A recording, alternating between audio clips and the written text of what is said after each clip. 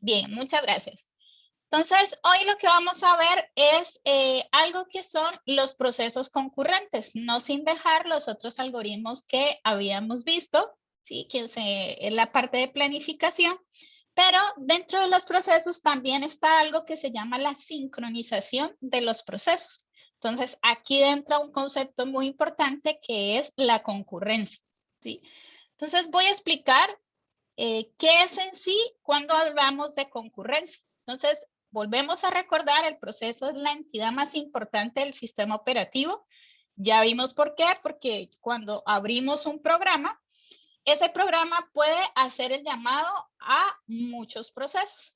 Y a veces esos procesos pueden llamarse de manera simultánea si se abre otro programa, ¿sí?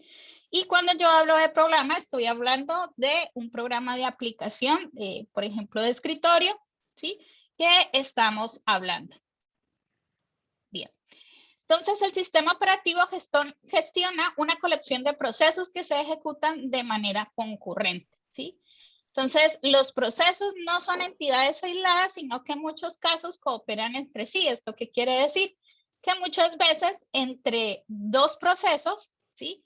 Están trabajando entre sí para hacer, digamos, una determinada tarea, ¿sí? Y la concurrencia es una de las, digamos, conceptos importantes dentro del diseño de un sistema operativo. Entonces, se manifiesta dentro de esta concurrencia aspectos que deben ser considerados como la comunicación entre los procesos y el acceso a los recursos, ¿sí? Porque cuando se acceden a los recursos, dos procesos no pueden acceder al recurso de manera simultánea, ¿sí? Van a ocurrir ciertos problemas. Y todo esto, digamos, es lo que se llama la sincronización de ejecución para que se ejecute esos determinados procesos. Bien. Entonces, el concepto de concurrencia, ¿qué quiere decir? Cuando dos procesos o más procesos son concurrentes, cuando la primera instrucción de uno de ellos se ejecuta después de la primera instrucción del otro o antes de la última, ¿sí? Es decir, que va a existir un solapamiento en la ejecución de sus instrucciones y cada proceso tiene un conjunto de instrucciones, pero esas instrucciones, cuando ambos procesos se ejecutan, puede existir un solapamiento en algunas ejecuciones que son importantes para los procesos. Entonces, si se ejecutan al mismo tiempo los dos procesos, entonces se tiene una situación que es lo que se llama programación paralela, ¿sí? Porque se están ejecutando al mismo tiempo. Un ejemplo de estos, por ejemplo, es el navegador web. Abrimos el navegador web y cuando se abre el navegador web es una aplicación, ¿sí? Y esa aplicación lo que va a hacer es hacer que se abran muchos más procesos, se abran unos procesos y cada proceso tiene una determinada tarea. Uno de ellos va a ser controlar las acciones del usuario con la interfase y otro quizás va a ser peticiones al servidor, ¿sí? Entonces, en ese instante, cuando se está abriendo esa aplicación que va a ser el navegador web, entonces varios procesos se van a ejecutar de manera concurrente, ¿sí? Y cada proceso, como dije, tiene una línea de instrucciones. Entonces, pueden existir dentro de esos procesos que se colaboren para determinado fin, ¿sí? Que son los que básicamente van a cooperar para ejecutar una tarea determinada. Pero pueden haber otros procesos que van a competir por recursos del sistema. Y cuando yo hablo por recursos del sistema, pueden ser memorias, acceso a los archivos, ¿sí? Entonces, incluso aquellos que colaboran también deben competir, por ejemplo, para obtener tiempo del procesador, ¿sí? Para poder ejecutar una línea de instrucciones. Dentro de los procesos, ¿sí? La concurrencia de los procesos, el orden de ejecución de las instrucciones, ¿sí? Es muy común lo que se da el orden de ejecución de las instrucciones y el indeterminismo, ¿sí? El indeterminismo básicamente se asocia a que pueden arrojar diferentes resultados cuando se ejecuta repetitivamente sobre un mismo conjunto de datos de entrada. ¿Esto qué quiere decir? Que yo puedo tener un proceso con una línea de instrucciones que se van a ejecutar y este proceso yo lo puedo lanzar varias veces, pero quizás su resultado de ejecución va a variar, ¿sí? Porque se va a ver afectado si a otros procesos se están ejecutando de manera simultánea, ¿sí? Entonces se van a cambiar cuando se ejecutan repetidamente sobre el mismo conjunto de datos. Y existen para esto mecanismos de sincronización y comunicación entre estos procesos para poder saber cuándo ejecutarse y sobre todo para poder acceder a ciertas líneas de instrucción que son críticas y no pueden compartir recursos los procesos de manera simultánea. Usualmente este tipo lo vemos en caso de vida real cuando hablamos de la concurrencia de procesos. Por ejemplo, imaginémonos una autopista y imaginémonos un cruce, ¿sí? Entonces, en este cruce, ¿sí? Los procesos, si se corren de manera simultánea, básicamente se van a bloquear. Ninguno va a poder ejecutarse, ¿sí? Porque están accediendo de manera simultánea a un espacio, ¿sí? A una vía, en este caso, del carril, ¿sí? Entonces, para esto usualmente suele la solución de las vías alternas que suelen utilizarse es el control de semáforos, ¿sí? Y vamos a ver cuando vamos avanzando que los semáforos son algo y son una técnica o un mecanismo que se usa también para la parte de procesos concurrentes. Entonces, cuando ya volviendo un poco, digamos, al caso que ocurre con los sistemas operativos y sobre todo con los procesos, entonces la concurrencia, un ejemplo, para que lo vean mucho mejor, ocurre cuando se ejecutan de manera que sus intervalos de ejecución se solapan. Entonces, aquí hay concurrencia. ¿Por qué?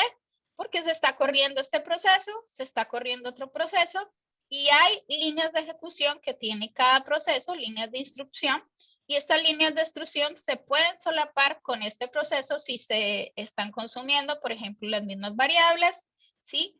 Mientras que aquí no hay concurrencia. Primero se ejecuta uno, luego se ejecuta el otro. Y cuando vimos en los algoritmos de planificación, vimos, por ejemplo, el primer algoritmo, vimos que no había concurrencia porque hasta que se terminaba uno, seguía el siguiente proceso, ¿sí?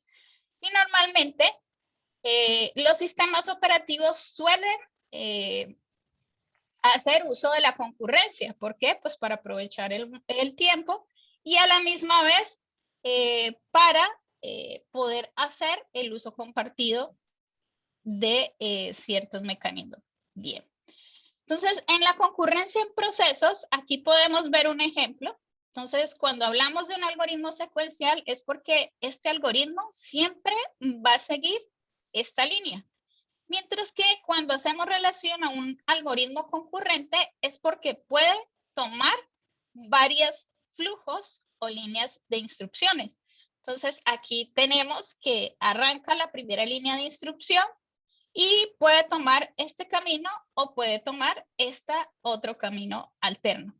De esta misma manera sucede con los algoritmos de concurrencia y cuando se corren las diferentes instrucciones que componen cada proceso.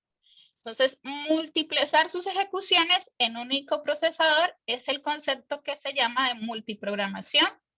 Multiplexar sus ejecuciones en un sistema multiprocesador con acceso a una memoria compartida es multiprocesamiento y multiplexar sus ejecuciones en diversos procesadores que no comparten memoria es lo que se llama el sistema distribuido. Y aquí un concepto importante, la velocidad de ejecución con que se va, valga la redundancia, a ejecutar cada una de estas líneas de instrucción. Las ventajas de la ejecución concurrente, ¿cuáles son? Facilita la programación y esto se refiere a diversas tareas que se pueden estructurar en procesos separados. ¿Sí? Un ejemplo es el servidor web, un proceso encargado de atender cada petición que le va llegando, ¿sí? Hay varios clientes que están accediendo a ese servidor web y van a tener recursos compartidos en cada una de las peticiones que está recibiendo. Acelera la ejecución de cálculos, ¿sí? La división de cálculos en procesos ejecutados en paralelo, ¿sí? Porque van a colocarse de manera simultánea. Mejora la interactividad de las aplicaciones. Entonces se pueden separar las tareas de procesamiento de las tareas de atención de usuarios. Y mejora el aprovechamiento de la CPU. ¿Sí? Se aprovechan las fases de entrada y salida de una aplicación para procesamiento de otras. Los tipos de procesos concurrentes suelen existir dos, que son los independientes, que son los procesos que se ejecutan concurrentemente, pero sin ninguna relación, ¿sí? O sea, no necesitan comunicarse ni tampoco sincronizarse. Mientras que están los procesos que son cooperantes, que son procesos que se ejecutan concurrentemente con alguna interacción entre ellos. Necesitan cooperar porque quizás comparten recursos, entonces pueden comunicarse entre sí y pueden sincronizarse. Entonces ahí debe existir mecanismos para sincronizar este tipo de procesos. La interacción entre los procesos, básicamente, ¿cómo se puede dar? A través de acceso a recursos compartidos. Entonces, los procesos comparten recursos, o sea, pueden compartir archivos, pueden compartir un espacio de memoria. Y los procesos compiten por un recurso. Entonces, un ejemplo de esto sería el servidor de peticiones, en la que distintos procesos se escriben en un registro de actividad, ¿sí? En un lot, ¿sí? Entonces, están compitiendo por acceder a un determinado recurso. La comunicación también se da entre los procesos cuando interactúan. Entonces, entre los procesos se puede ver intercambio de información. Un ejemplo, un receptor de peticiones debe pasar información a un proceso de tratamiento de petición. También lo que se da, dije de nuevo, la sincronización. Entonces, un proceso debe esperar a un evento en otro proceso. Y un ejemplo de eso podría ser un proceso de presentación. Debe esperar a que todos los procesos de cálculo terminen, ¿sí?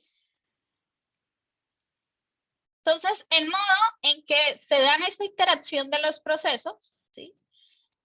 Se puede clasificar de acuerdo a su función de conocimiento, de nivel de conocimiento que cada uno tiene en la asistencia de los demás. Entonces, por ejemplo, si no hay conocimiento, entonces, de los procesos, o sea, si un proceso no tiene conocimiento acerca del otro proceso, entonces se da una relación entre ellos de competencia, ¿sí? Y estos resultados de un proceso son independientes. ¿Esto qué quiere decir? Que los procesos son independientes cuando dijimos el concepto de independencia, ¿sí? De las acciones de los otros. Y los tiempos de los procesos pues pueden verse afectados. Ya vamos a ver los problemas que pueden darse en estos tipos de control en los procesos, a qué se le llama exclusión mutua, deadlock y inanición, ¿sí? Que suelen ocurrirse en los procesos cuando están ejecutando de manera simultánea. Otro grado de conocimiento puede darse, por ejemplo, procesos que están compartiendo variables, ¿sí? Entonces, hay un conocimiento indirecto y hay una cooperación entre los procesos por compartimiento, ¿sí? Porque están compartiendo un recurso, que en este caso sería una variable. Entonces, los resultados van a depender de la información obtenida de otro, ¿sí? Y los tiempos de los procesos pueden verse afectados. Claro, pueden verse afectados porque si un proceso se ejecuta primero, el resultado puede variar dependiendo de esta variable compartida donde ambos procesos están accediendo a este recurso. Y hay un conocimiento también directo que son primitivas de comunicación. Entonces, hay una cooperación por comunicación. Entonces, resultados de uno pueden depender de la información obtenida del otro y los tiempos de los procesos también pueden verse afectados. En estos posibles problemas que ocurren es el deadlock y la inanición.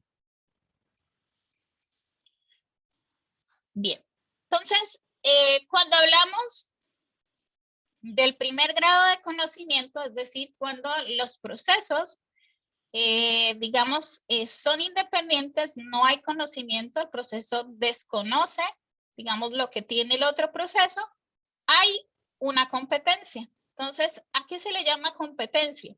Dos o más procesos necesitan acceder a un recurso durante su ejecución.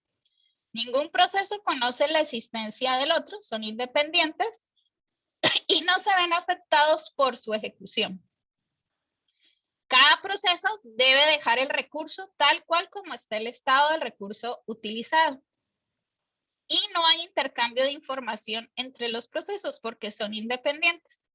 Pero la ejecución de un proceso puede influir en el comportamiento de los procesos que van a competir, ¿sí?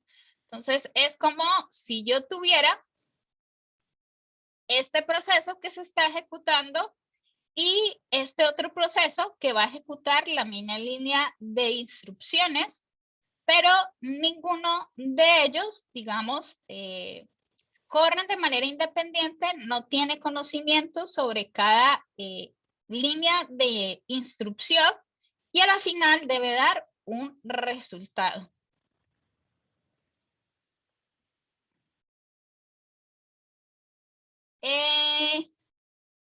Coherencia de datos. ¿En qué parte?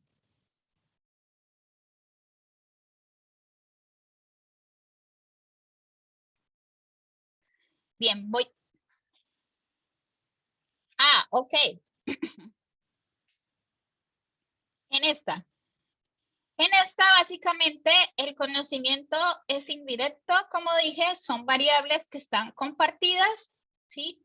Y aquí los datos, digamos, aquí deben, digamos, llevar un orden en el cual ejecutarse porque el resultado de ejecución puede verse afectado por el orden en que se va a ejecutar un determinado proceso.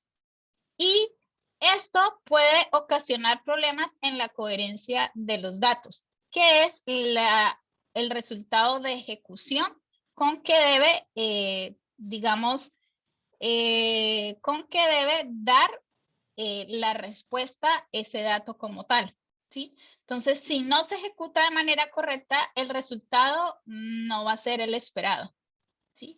Y ese resultado depende de ambos porque ambos están cooperando y están compartiendo un recurso, en este caso, una variable. Entonces, por ejemplo, es como si la variable inicializa en 0, pero el otro proceso es el encargado, por ejemplo, de primero se debe sumar y multiplicar, pero hay un proceso que ejecutó la línea de ejecución de multiplicar la variable, cuando debía ser que se debía primero sumar, ¿sí? Entonces, ahí están compartiendo un recurso, que ese recurso es la variable suma. Pero se ejecutó el multiplicar cuando debería ser el primero el sumar, ¿sí? Entonces, en este caso estamos haciendo que cada hilo, ¿sí?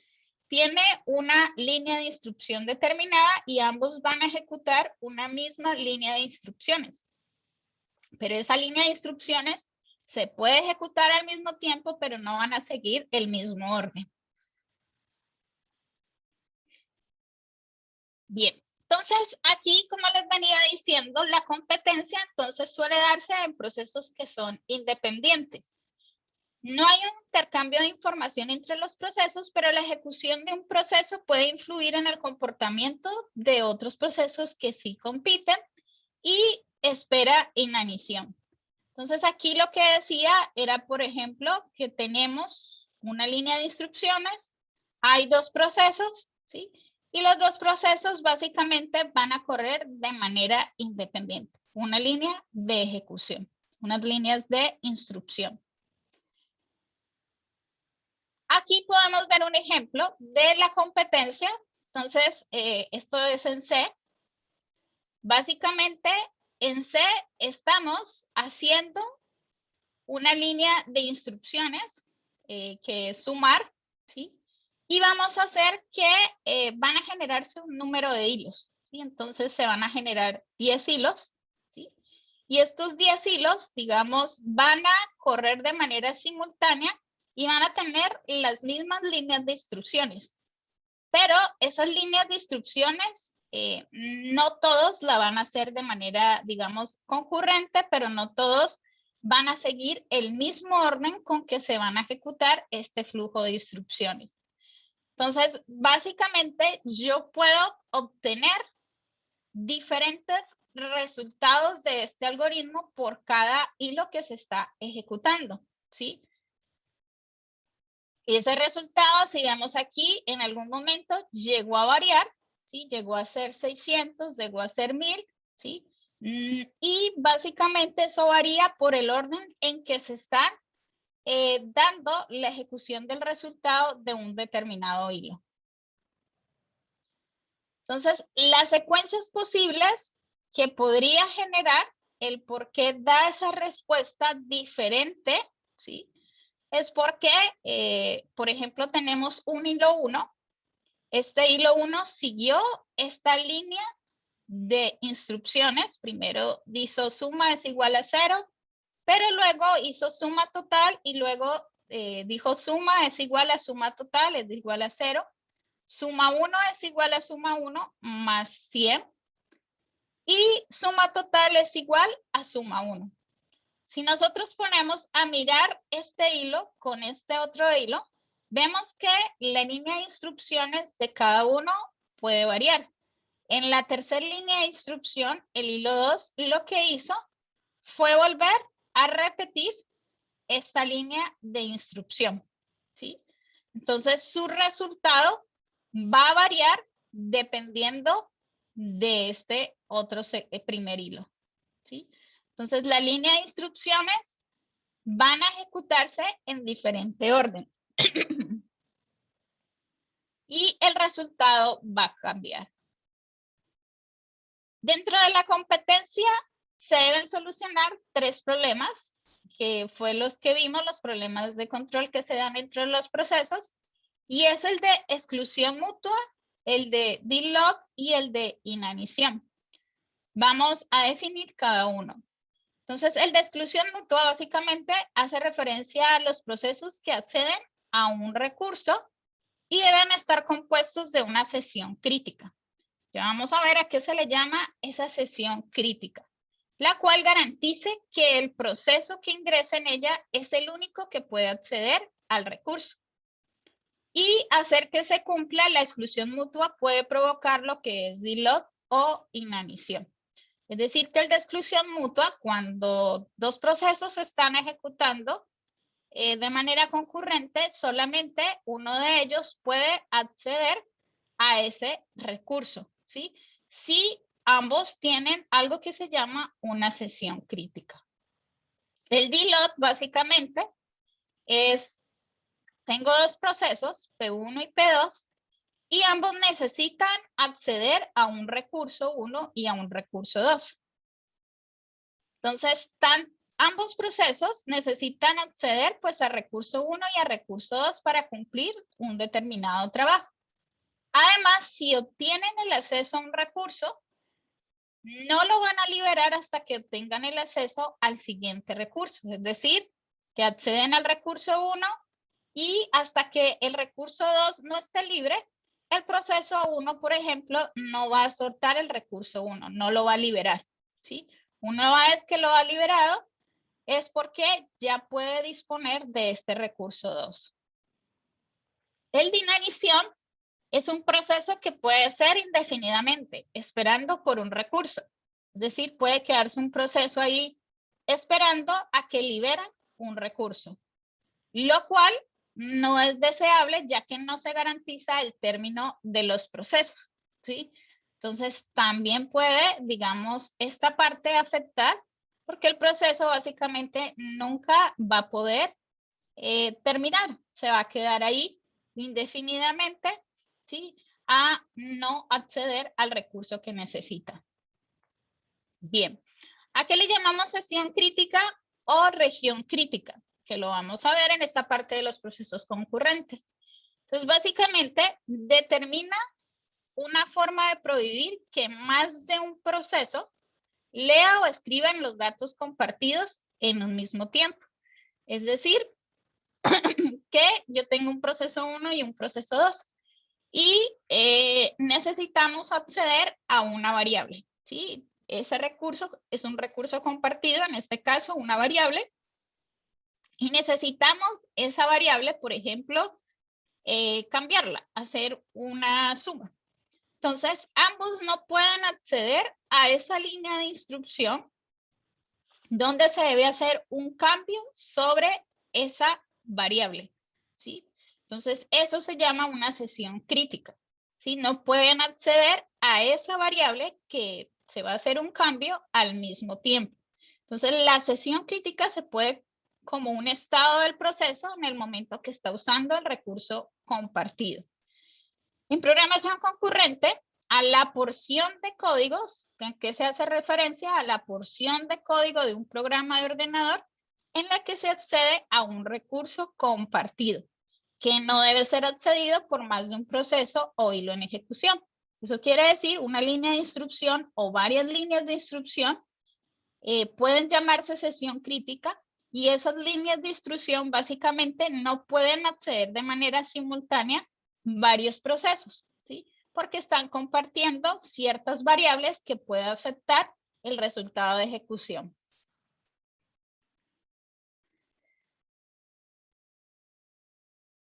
Ok, sí, no está en Windows. Luego vemos un ejemplo, el viernes vemos un ejemplo del PH3 Read, yo lo tengo ya aquí. Pero luego vemos ese ejemplo de cómo programar, porque aquí necesitamos programar en C. Entonces el viernes vamos a trabajar la parte práctica para que podamos ejecutar un proceso y puedan ver y trabajar con la librería PH3 que sí la vamos a necesitar para trabajar hilos. Sí, entonces todavía no se alteren por ahí o no se inquieten que esa parte la vamos a trabajar el viernes, la parte práctica. Entonces, cooperación por comportamiento, ya habíamos visto la parte de definición a qué se le llama la sesión crítica, si es una, pueden existir varias líneas de instrucción. La cooperación por compartimiento, entonces, ¿a qué hace relación?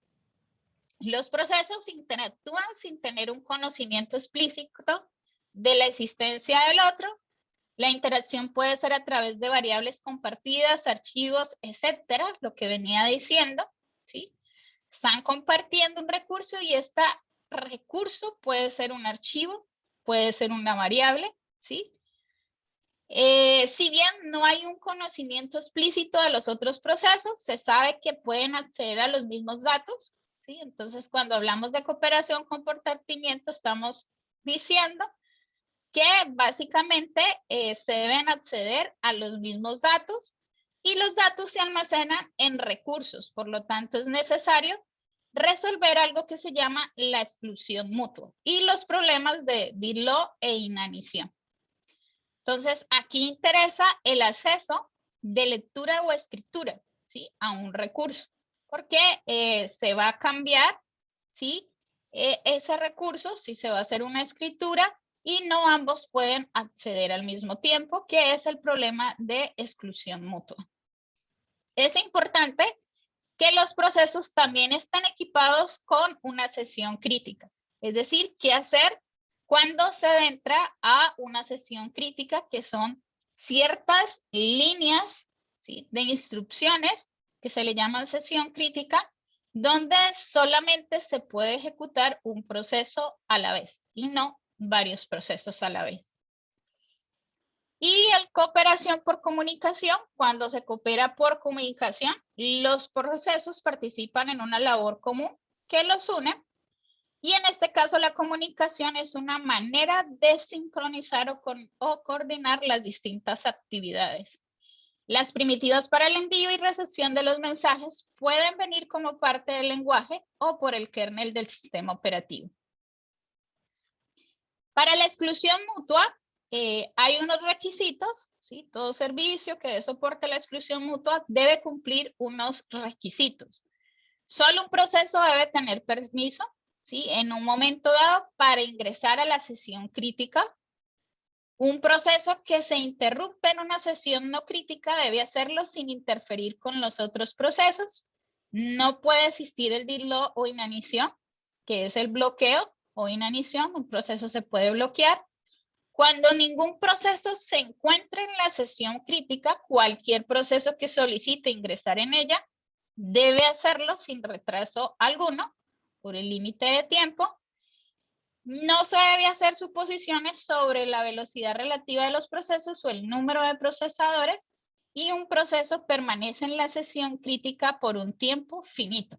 ¿Sí? Es decir, que tiene un tiempo límite. Actualmente, es decir, si se quisiera, se podrían dar soluciones de hardware, ¿sí? Como eliminando todas las interrupciones, ¿sí?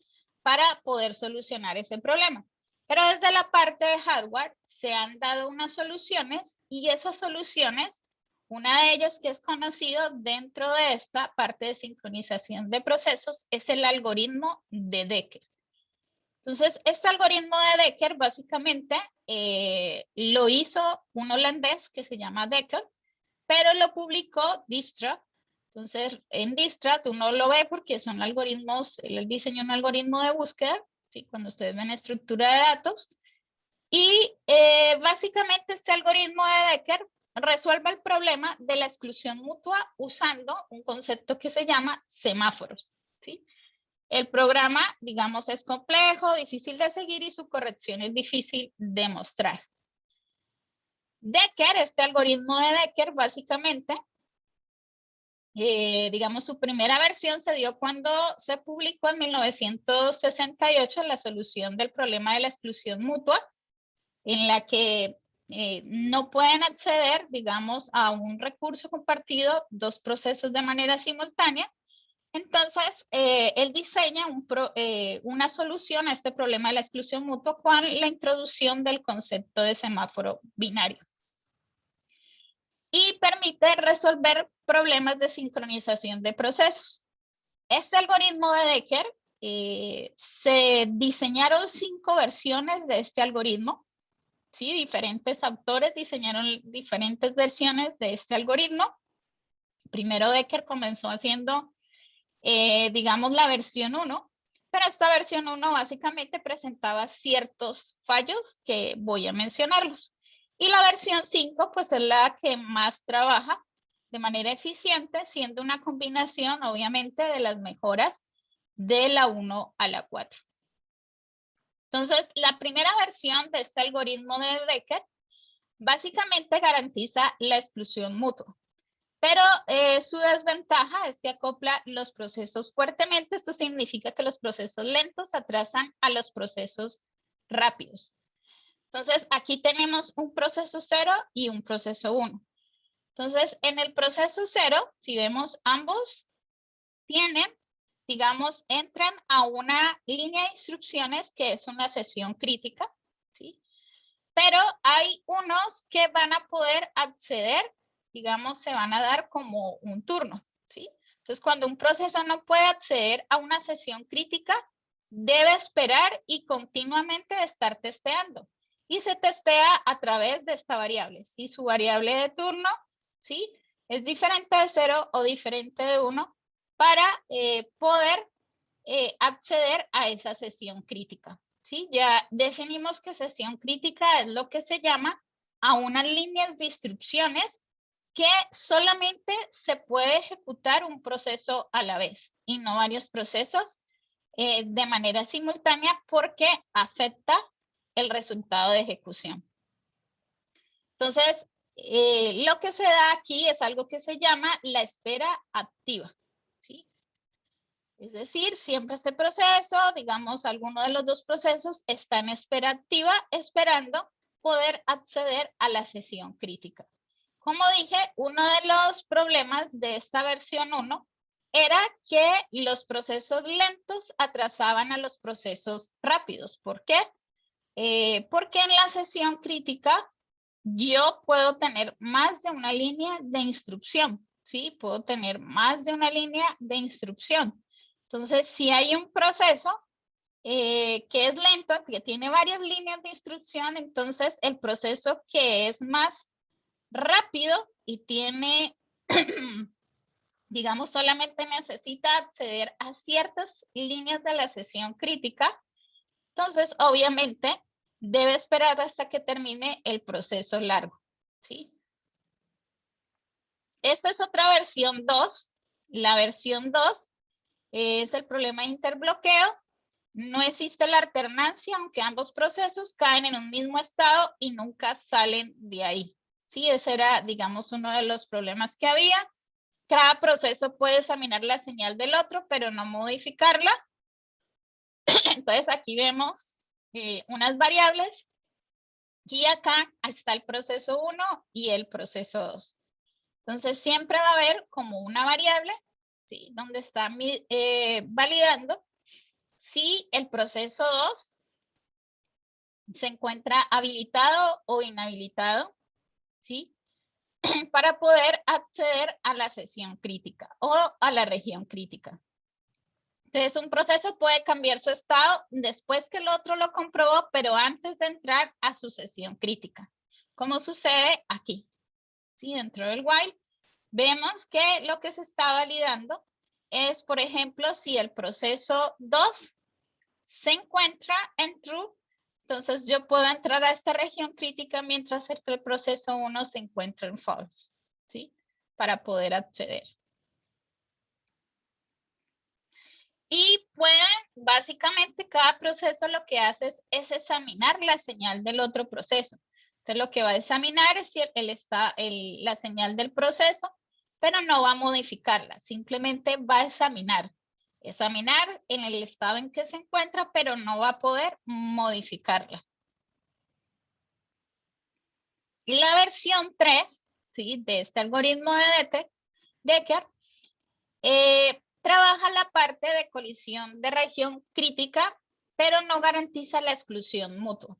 Entonces, este algoritmo no evita que dos procesos puedan acceder al mismo tiempo a la región crítica, ¿sí? Si un proceso falla dentro de una sesión crítica, el otro proceso se bloquea. Y básicamente es propensa al deadlock, que es el bloqueo.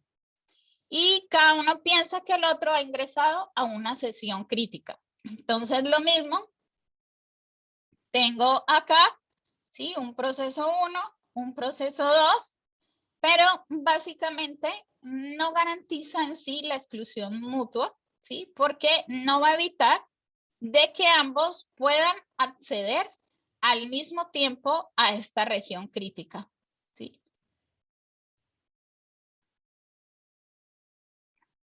La cuarta versión, básicamente, trabaja lo que es la postergación indefinida.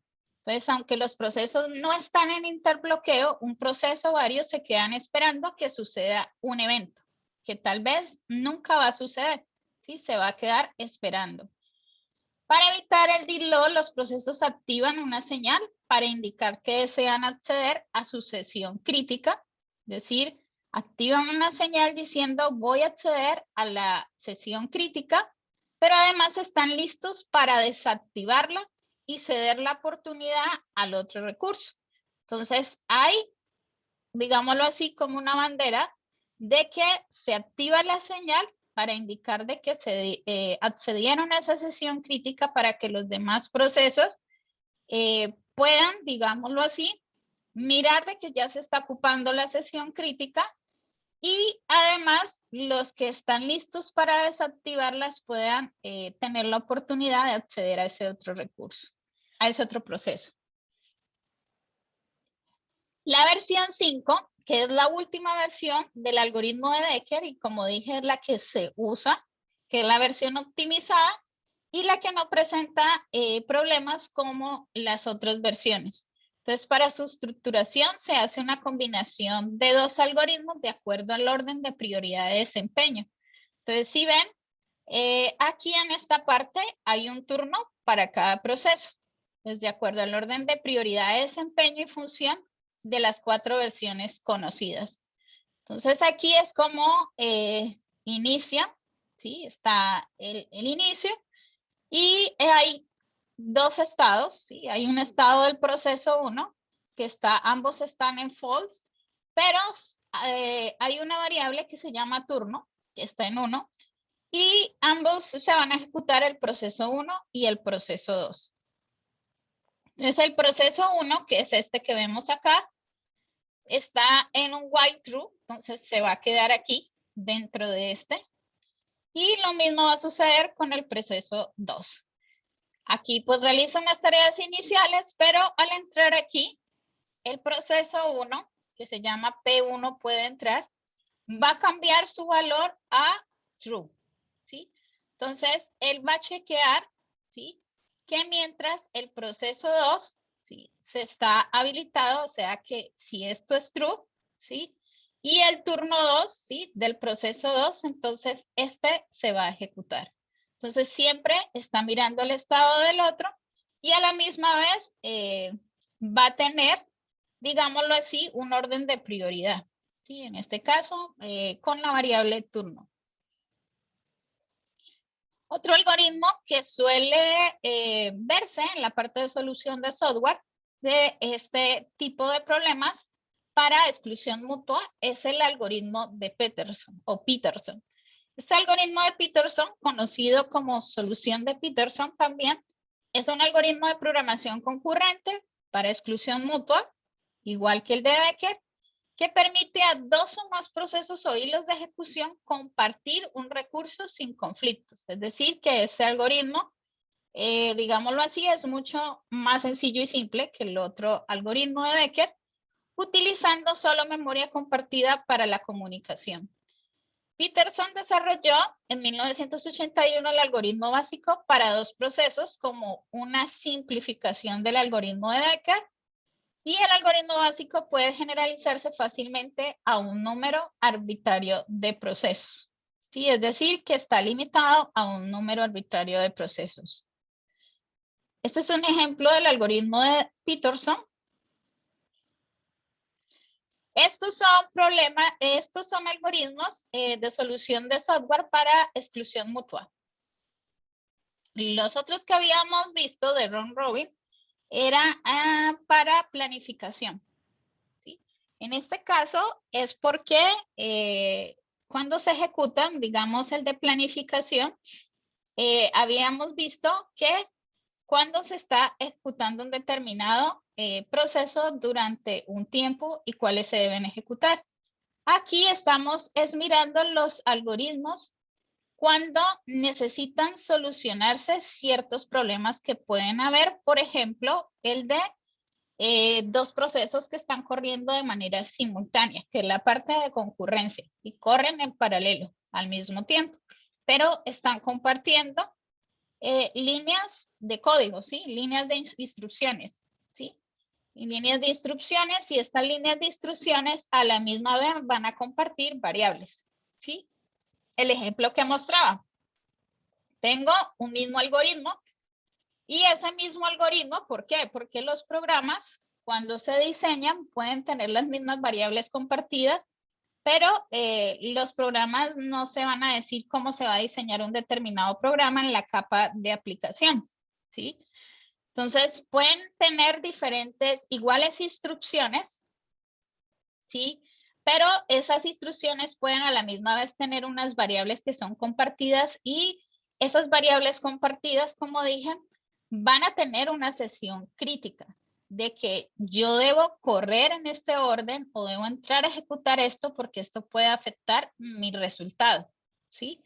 Entonces, esas sesiones críticas son las que debe solucionarse esos algoritmos para que no ocurra de que de manera simultánea varios procesos accedan a esa sesión crítica, ¿sí? Porque puede afectar el resultado y ese resultado puede ser cualesquiera, ¿sí? Es decir, en este caso es un ejemplo sencillo de cómo afecta, por ejemplo, una suma, ¿sí? Porque están accediendo a varios procesos a esa sesión crítica. Entonces, aquí está el algoritmo de Peterson. Este algoritmo de Peterson, básicamente aquí tenemos tenemos dos señales. Si vemos la bandera 0 y la bandera, sí, 1, y ambos están en el false. Entonces vemos el proceso 0 y el proceso 1. Entonces la bandera, ¿sí?, de posición 0 va a tener un estado true, ¿sí? Aquí dice no es necesario asignar un turno, pero asignó un turno, ¿sí?, de cuál proceso debe ejecutarse. Entonces el proceso 0 tiene su bandera o su señal a true y tiene un turno igual a 1. Entonces viene acá y va a validar que los procesos P0 y P1 no pueden estar en la sesión crítica al mismo tiempo. Es decir, que P0 no puede llegar aquí y a la misma vez P1 no puede entrar aquí. Entonces, para eso tienen que preguntarse, ¿sí?, por el estado del otro proceso, ¿sí?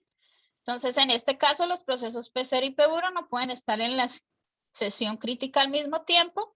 Entonces, si P0 está en una sesión crítica, entonces P0 es igual a true y ocurre que bandera 1 es igual a false, con lo que P1 ha terminado la sesión crítica, ¿sí?, o que la variable compartida de turno es igual a 0, ¿sí?, con la que P1 está esperando para entrar a la sesión crítica, ¿sí? Es decir, cuando aquí turno es igual a 0 es porque P1 básicamente va a estar esperando acceder a esta sesión crítica.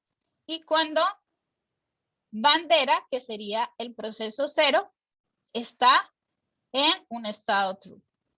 Entonces, en ambos casos, P1 no puede estar en la sesión crítica. Este es el algoritmo de Peterson para n procesos, donde tiene n variables compartidas, ¿sí?, en forma de un array.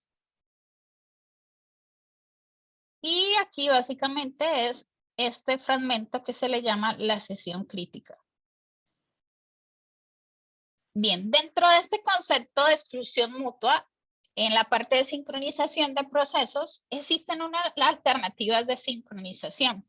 Entonces, como vimos, habían técnicas, unos algoritmos de software para solucionar este tipo de problemas. Entonces, son técnicas usadas comúnmente en software para lograr la exclusión mutua entre hilos, ¿sí? Son las variables que se llaman mutuas y la variable de condición. Entonces, una variable mutuas es lo que se llama como un objeto en un programa que sirve para trabar y se usa para lograr una exclusión mutua, ¿sí? Maneja dos estados trabados, load o destrabado unload, ¿sí? Entonces, es como si bloqueara el otro proceso o se desbloquea el otro proceso porque él se ha bloqueado, ¿sí?, para poder acceder el turno al otro proceso. Las variables de condición está asociada con una variable mutex y refleja un estado lógico de esa variable. Es decir, que las variables de condición manejan un estado lógico. Normalmente las operaciones que proveen son wait y son signal. Cuando un hilo realiza una operación de wait, ¿sí?, entonces sobre una variable de condición se destraba la variable mutex asociada y se desbloquea el hilo hasta que algún otro hilo realice una operación signal. Entonces recordemos que son dos tipos de alternativas que se manejan, la variable mutex y la variable de condición. Entonces, si el hilo realiza una operación de wait, que básicamente el wait y el signal, ¿sí?, se asocian a operaciones que están asociadas básicamente a las variables condición. Entonces, sobre una variable de condición se destraba la variable mutex asociada y se bloquea el hilo hasta que algún otro hilo realice una operación de signal, ¿sí? Es decir, que puede realizar la determinada operación sobre la variable, indicando de que puede haber ocurrido el evento que se estaba esperando. Cuando un hilo realiza una operación signal, ¿sí?, sobre la variable condición, entonces la variable mutex se traba, ¿sí?, se traba y el hilo que está bloqueado esperando sobre la variable condición comienza a ejecutar la sesión crítica, ¿sí? Entonces básicamente es como se está ejecutando el proceso 1, entonces el proceso 2 debe trabarse, ¿sí? Para poder ejecutar la sesión crítica. Bien, esto es lo que se llama básicamente el concepto de semáforos. Sí, hasta aquí dejamos. Y esto es lo que llama básicamente la parte de semáforo, cuando dos o más procesos pueden cooperar por medio de simples señales.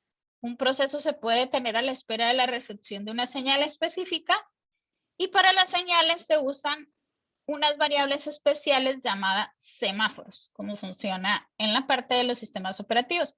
Un distribuidor como un distribuidor de tickets y sirve para acotar el número de tareas que pasan por una determinada instrucción. Para ello, un semáforo, ese, dispone de una cierta cantidad de tickets a repartir.